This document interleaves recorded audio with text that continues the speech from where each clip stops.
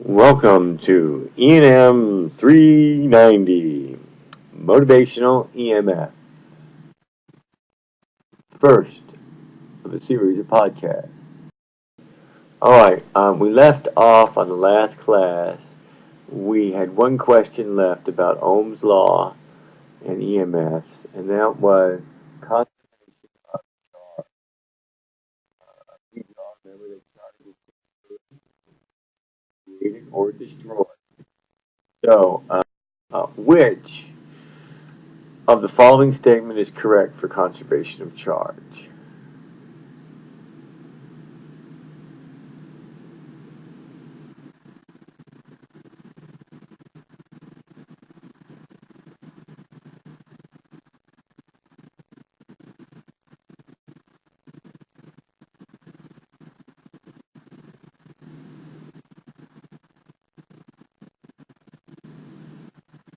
The answer to this question is D. The rate of change of the charge density is equal to the negative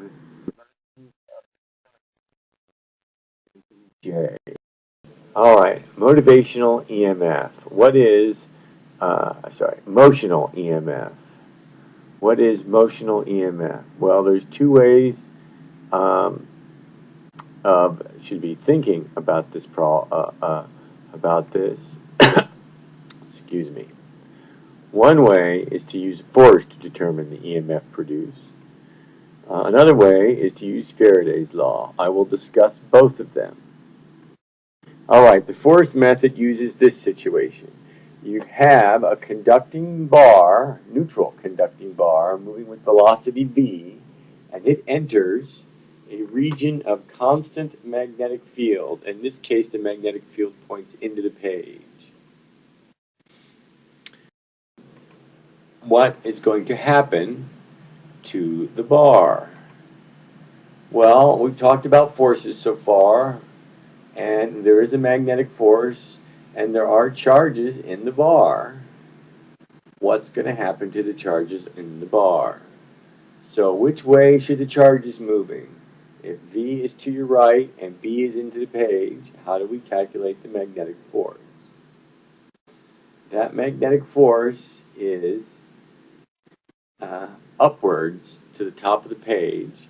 So the positive charges will move up, the negative charges will move down, and they will keep moving until they reach a certain condition. As you separate the charges, it creates an electric field. And if you have a positive charge sitting there, you will have a magnetic force acting on it that pushes it upward, and an electric force that pushes it downward. When will the charges stop moving? That's the question.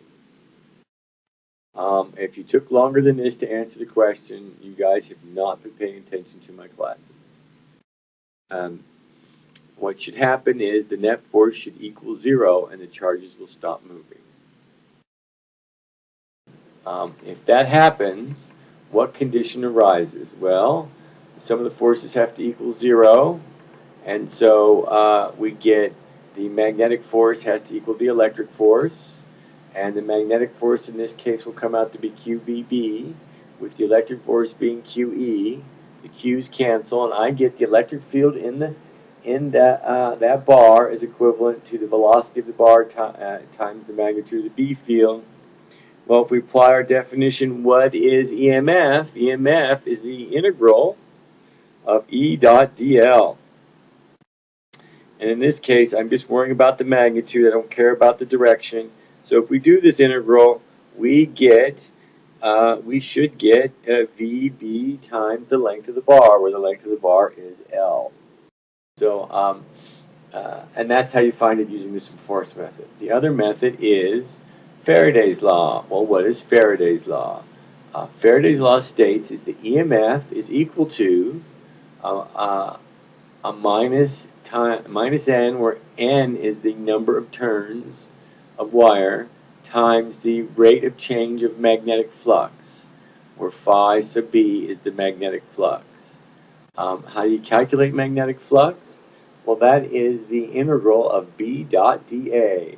And we've done that several times already in class. It shows up in the Gauss's law for magnetic field.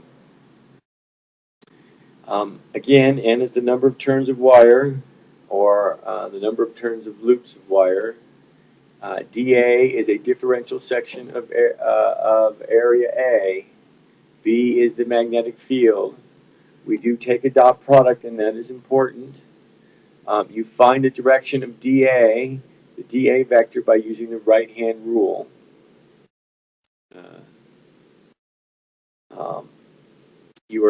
To find this, you're looking for the change in magnetic flux. So you have to figure out what is changing. There are three things that can change in this problem. One is the size of the magnetic field, or the direction of the magnetic field. One is the area in which the magnetic field is poking through, or the area enclosed by our loops. And three is the angle between the B field and the vector dA. And that's hidden in the dot product. So let's apply this to some questions. Here's a question. One end of the rectangular metal loop enters a region of constant uniform magnetic field B with velocity v as shown. In which direction does the current in this loop flow?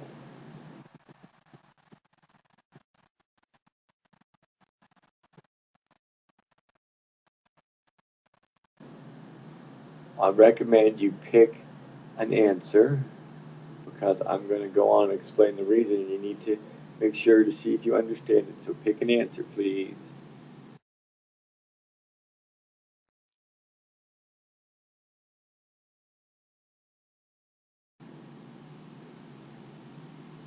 Just go with your gut. Pick the answer.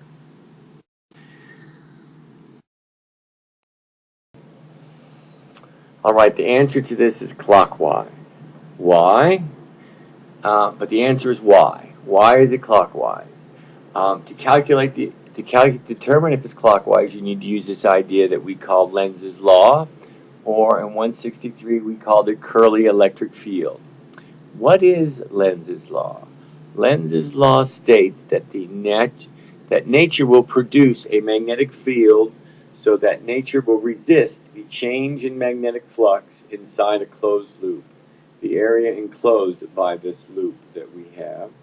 The current in the wire will create this magnetic field that resists the changes in magnetic flux. How do you do this? Well, here's the idea. There's our loop moving with velocity v into the B field. What we have is we want to calculate our magnetic flux. In this case, B is constant, so I can factor it out of the loop. And all I have to do is calculate the area of the loop that's inside. And I'm going to do this. I'm going to calculate my initial magnetic flux as the picture shows. Well, that initial magnetic flux takes up the blue region. Sometime later, what's going to happen is we're going to have a different flux.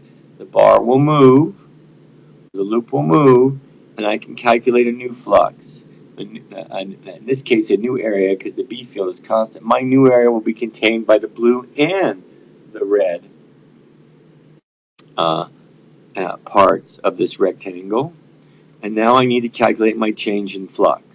And we can estimate the change in flux by the difference of these two fluxes going through the loop. And you will find out, you will get an amount for changing flux. It's a positive value. What's happening here is the flux is increasing. Since the area is increasing, the magnetic flux is increasing. And since the magnetic flux is increasing, and its B field points out of the page, so the magnetic flux is pointing out of the page.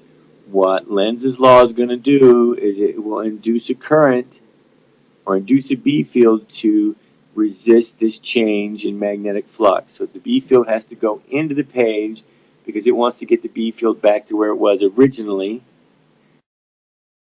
before we had this change in area AF. So to figure out to figure out the direction of the current, I point my thumb in this direction of the new magnetic field being created to keep the flux constant, and that B field would be into the page. So my fingers of my right hand curl around in a clockwise direction. So that's why the current is clockwise. All right, here's another problem. It says, what is the direction of the net force on this loop that was moving through the system? Well, I'm going to give you about 15 seconds to determine this, and you need to choose an answer.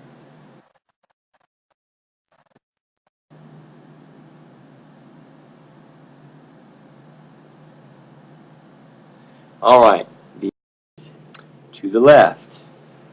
Well, the big thing deals is why is it to the left and not the right? Well, we have a current that's induced in this wire, and it's pointing down right there.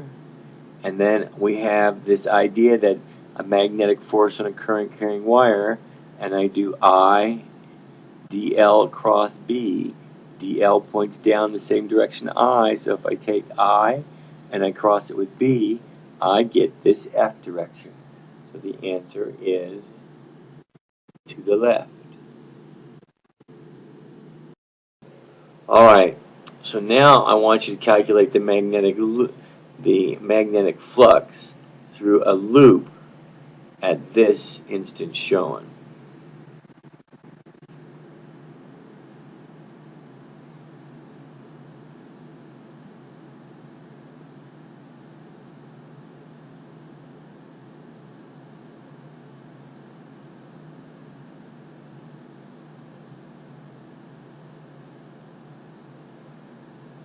Pick your answer.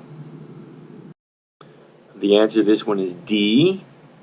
And, well, how did I get D? Well, the area is L times X, and the B field is B.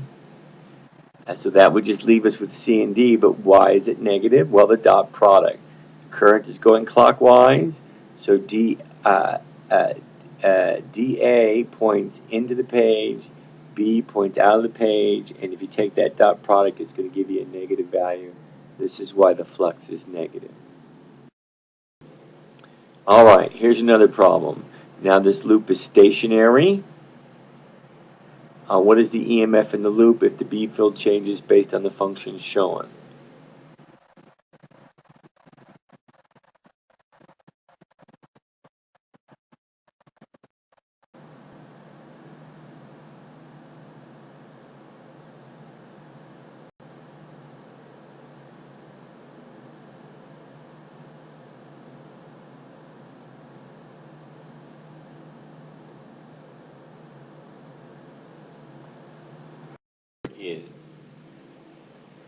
The answer is B, minus LXK. It's negative for the same reason before. The area is Lx, and the derivative of B with respect to time is K. How about this question? In this case, they want to know the direction of the induced B field created by the induced current.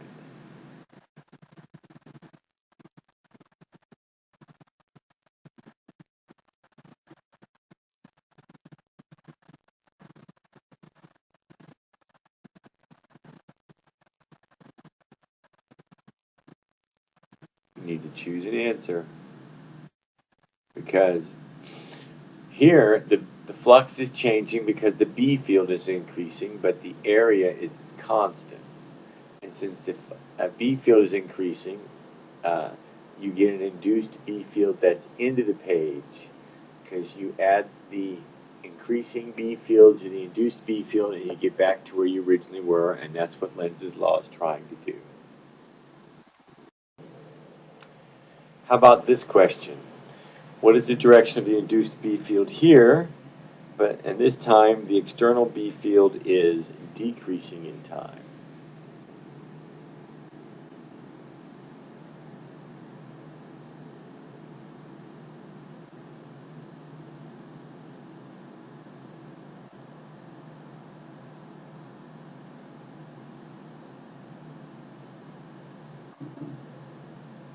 And then in this case, the external B field is decreasing, so the induced B field has to point out of the page. That way, the smaller external field plus the induced field add up to be bigger, and that's the way it was originally, and that's what Lenz's law is trying to do, is keep the flux from changing, so it would be out of the screen. Here we have a different problem. We have an infinite solenoid with a B field in the shaded red region. The B field is increasing linearly in time. What is the direction of the induced B field inside the loop of radius r?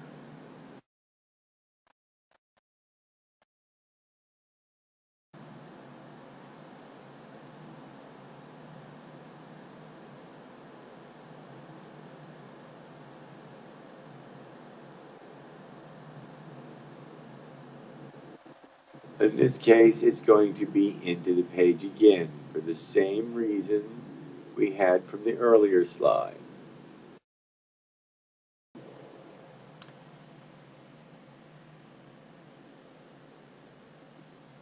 Well, here our loop is now larger and it's outside the solenoid. B field is still increasing. What is the direction of the induced E field in the loop? Or the curly electric field?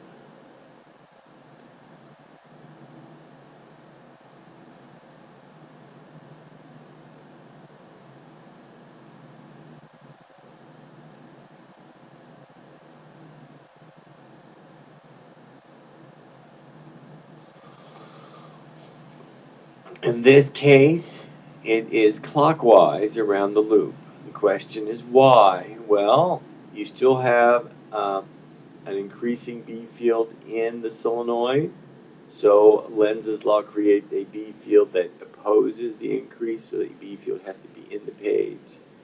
And you point your thumb in the direction of the induced B field, your fingers go around the loop in the direction of the curly electric field or the induced E field, which is the same direction as the conventional current.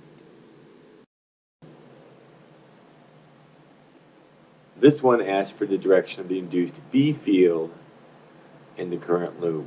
And if you're paying attention to the previous slide, you should know the direction for this. And it is into the screen.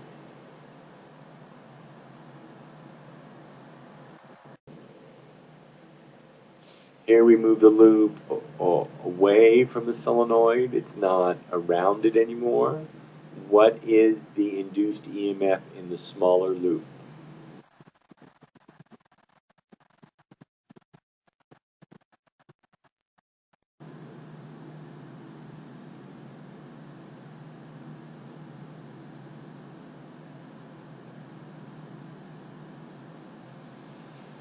To answer this question, you have to know what is the change in the magnetic flux of the smaller loop. To do that, you have to know how the magnetic field changes going through the smaller loop. To do that, you need to know what is the magnetic field outside an infinitely long solenoid. And we determined that several weeks ago, and that is 0. So the EMF produced in that loop would be 0. The answer would be C.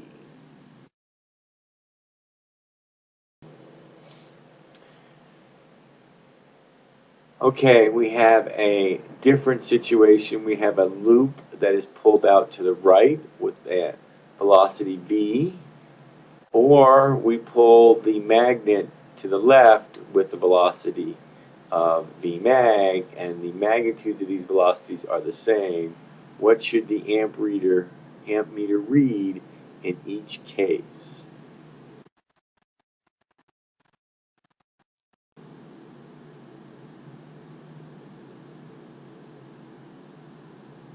Well, in each case, the flux is decreasing.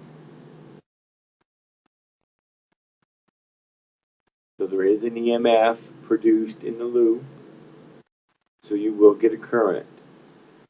the current should be equal because they both produce the same change in flux, since the magnitudes of the velocities are the same. The area of the loop would be changing. The area of the loop that's exposed to the magnetic field is changing in the same rate as it is for both situations. So now that we know that the answer is C, the same result, but different physical situations are physically what?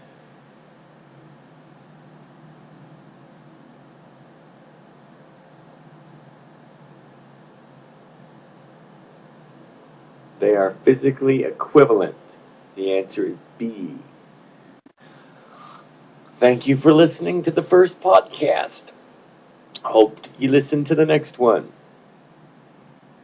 See you then.